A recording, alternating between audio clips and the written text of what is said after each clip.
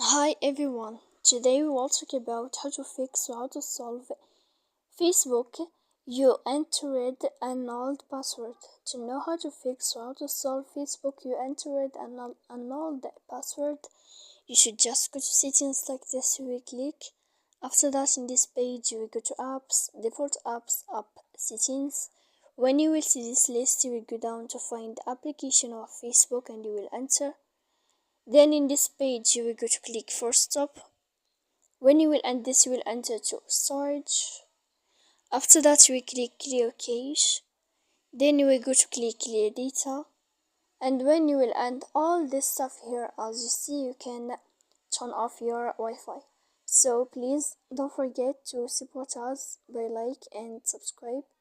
See you next time in another video, and thank you for your attention.